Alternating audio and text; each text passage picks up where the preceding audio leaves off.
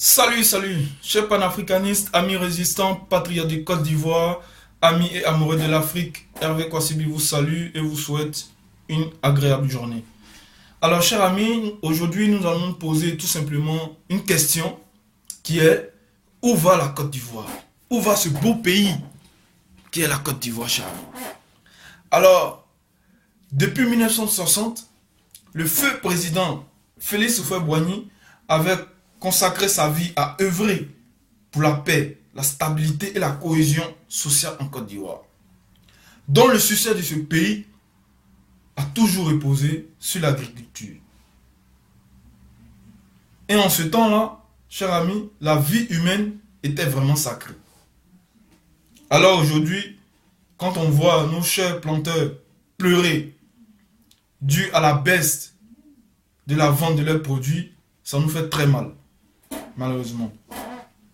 Alors, chers amis, dans les années 2000, des hommes en armes s'attaquent au pouvoir légitime de Laurent Gbagbo et divisent le pays en deux. S'ensuit alors la désolation et le malheur en Côte d'Ivoire. Aussi l'exploitation et le pillage économique dans la partie occupée par les rebelles. Leurs revendications étaient tout simplement que le Nord était délaissé et appauvri par les pouvoirs qui se sont succédés, chers amis, à la tête de l'État ivoirien. Malheureusement, après leur ascension au pouvoir, dans la violence, je vous rappelle, après la crise post-électorale, depuis plus de 4 ans maintenant, nous constatons avec écœurement que le Nord s'appauvrit de jour en jour. Malheureusement.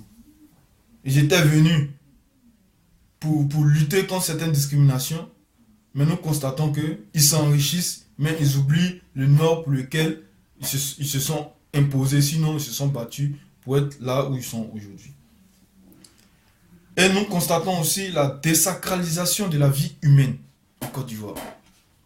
Aujourd'hui, en Côte d'Ivoire, chers amis, la vie humaine n'a plus son sens.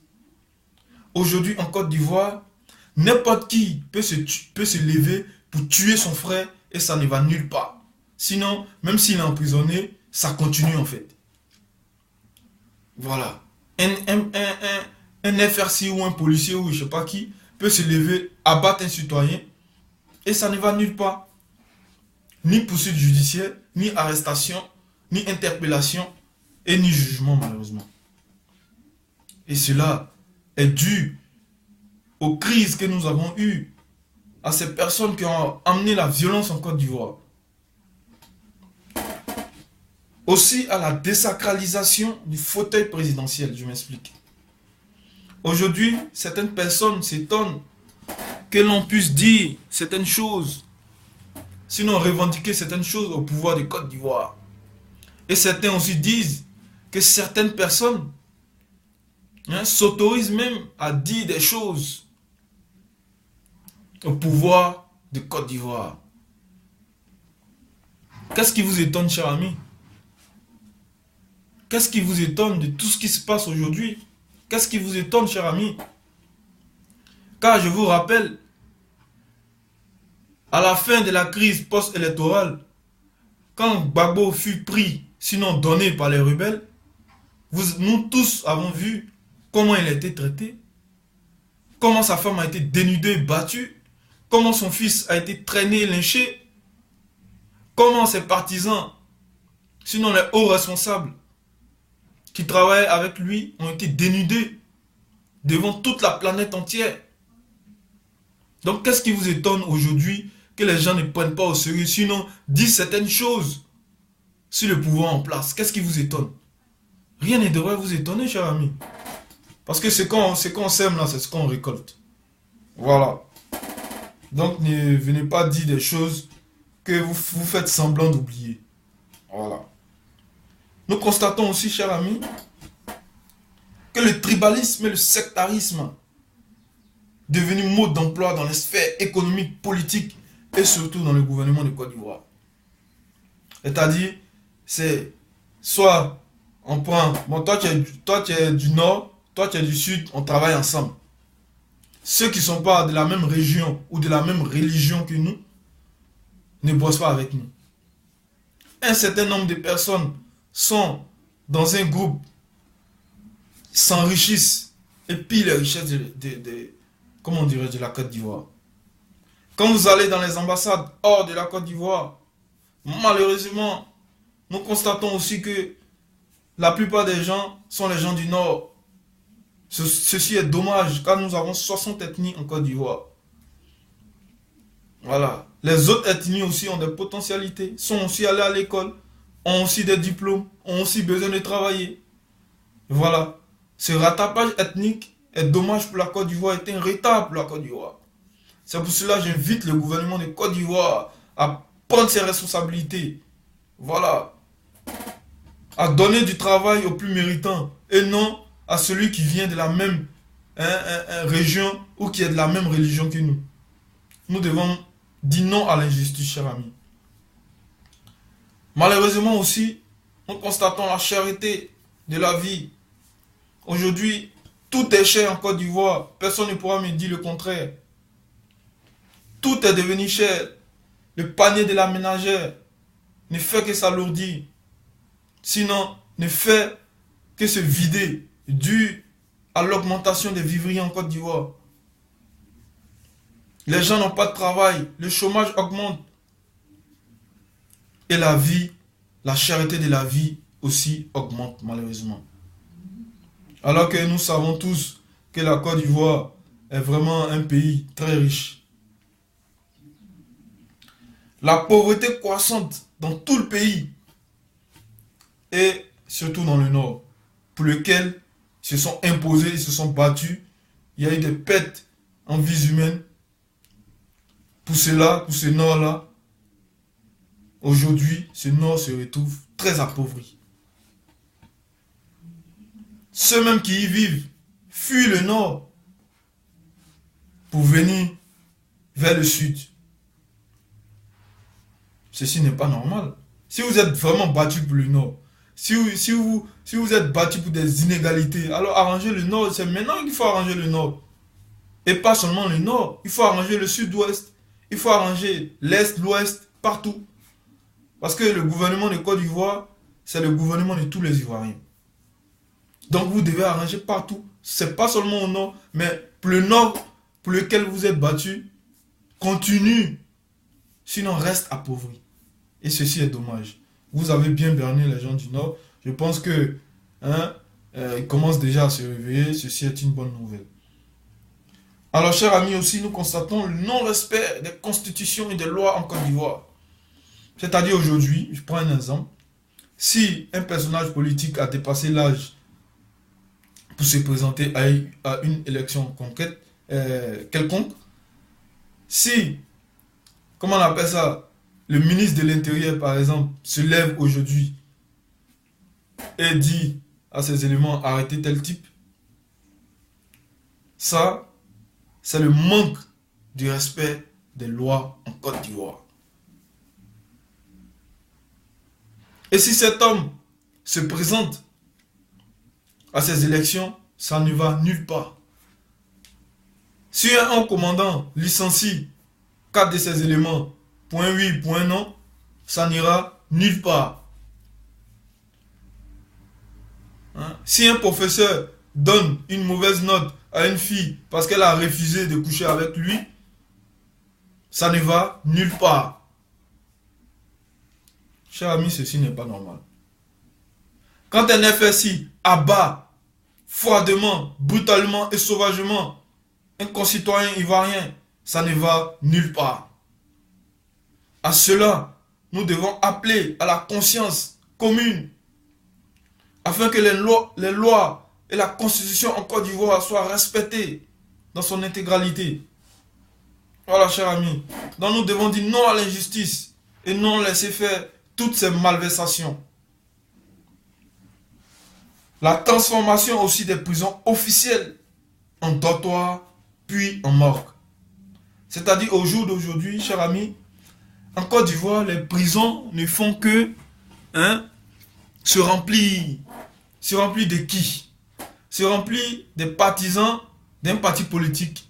se remplit des personnes innocentes, se remplit des personnes qui réclament leur liberté, sinon qui proclament leur liberté. Ces gens-là aujourd'hui se retrouvent en prison, hein, accusés d'atteinte à la sûreté de l'État, ne sont pas jugés, sont incarcérés injustement et croupissent sinon dans les prisons de Côte d'Ivoire. Chers amis, nous devons tous lever notre voix pour dire non à cette injustice, à cette barbarie policière et politique. Donc si vous ne voulez pas les juger, au moins libérez-les. Sinon, jugez-les. S'ils sont coupables, ils purgeront leur peine et ensuite ressortiront libres. Parce que je vous rappelle qu'ils ont des familles, ils ont des enfants, hein, ils ont des vies à assumer. Voilà. Donc plus ces gens-là sont en prison, plus c'est des talents qui sont en prison. Voilà. Parce que je ne pense pas que tous ceux qui sont en prison ne sont jamais allés à l'école ou n'ont jamais eu de diplôme. Je vous rappelle qu'il y a des ministres en prison, il y a des sous-préfets en prison, il y a des directeurs d'école en prison, il y a des enseignants en prison, il y a des jeunes étudiants en prison, il y a des élèves en prison. Donc eux aussi peuvent participer à l'évolution, hein, de la Côte d'Ivoire. Et chers amis, ce qui m'étonne le plus, c'est l'augmentation abusive, exagérée et outrancière du budget pour la présidentielle de 2014 qui s'élève à 30 milliards. J'espère que vous avez bien entendu, 30 milliards de francs CFA. Alors que nos hôpitaux sont vides de matériel hospitalier. Alors que nos écoles manquent de matériel. Alors que nos mères n'accouchent pas gratuitement. Alors que la prostitution en Côte d'Ivoire ne fait qu'évoluer. Mais ces 30 milliards là, est-ce que ces 30 milliards ne pouvaient pas, hein, servir à rénover nos hôpitaux, à rénover nos écoles, à rénover nos universités, hein, à rénover nos routes? Allez-y à l'intérieur du pays, vous allez voir comment sont nos routes. Prenez un cas d'Abidjan à Tabou, vous verrez l'état des routes. Mais ces 30 milliards là pouvaient servir à faire quelque chose, à créer aussi des emplois, quand nous savons que le chômage ne fait que grandir en Côte d'Ivoire. Hein, cher ami? C'est exagéré. Alors, ceci ne m'étonne pas que certains partis politiques aujourd'hui de Côte d'Ivoire s'allient au gouvernement en place, sinon appellent les gens à s'allier au gouvernement en place. Quand on voit Zadi Djedje s'opposer à la candidature de Laurent Gbagbo, quand on voit certains membres de certains partis politiques crier haut et fort que tout va bien en Côte d'Ivoire, cher ami, c'est à cause de ces milliards. Oui, cher ami, c'est à cause de cet argent, car je vous rappelle que tous les partis politiques de Côte d'Ivoire sont subventionnés par l'État. Donc, ils ont leur argent dedans. Quand on voit que Yves dit des propos mensongers, outranciers, c'est parce qu'ils ont quelque chose à manger. Donc, chers amis, nous devons ouvrir les yeux et dénoncer tout cela. Nous devons prendre notre destin en main et dire non à l'injustice. Voyez-vous ce que l'argent fait? Laurent Gbagbo nous avait enseigné beaucoup de choses, chers amis. Vous voyez aujourd'hui ce qui se passe. Pendant que le peuple meurt de faim, on prend 30 milliards, hein, pour faire des élections. 30 milliards pour faire des élections. C'est inimaginable. Et aussi, malheureusement, la disparition des valeurs africaines. Aujourd'hui, tout le monde est communautarisé, sectarisé. Les Nords sont avec les nordistes. Les sudistes sont avec les gens du sud. Les gens du centre sont toujours regroupés entre eux. Nos frères ne se parlent plus entre eux. Nos compatriotes africains qui vivent sur le sol ivoirien sont complètement délaissés, isolés. Parce que nous avons perdu nos valeurs africaines. Le respect de l'homme, de la vie humaine. Le respect de nos parents. Le respect des autorités. la cohésion sociale, l'amour entre les peuples, le dialogue entre les peuples. Tout ceci est parti en fumée, malheureusement. Donc, chers amis, je vous invite nombreux à la mobilisation. Je vous invite à la dénonciation, à porter, à s'unir, à porter haut notre voix. C'est pourquoi, chers amis, je vous invite toujours à la mobilisation. Je vous invite toujours à la vigilance absolue. Voilà. Donc, soyons vigilants. Hein? Continuons toujours dans notre combat. Et si Dieu le veut, on ira jusqu'au bout. Donc, sur ce, cher ami, je salue toute la famille de la 3 fois gang. Jesse Limitus depuis les Pays-Bas. Moi-même, Hervé Kwasibi. All Roots au Marley. Demstar depuis Londres. Ma vieille mère Nina depuis Paris. Mon petit, le général Big Monster. Je salue aussi Dessin Malik Animé. Je salue aussi Guy Anticonformiste.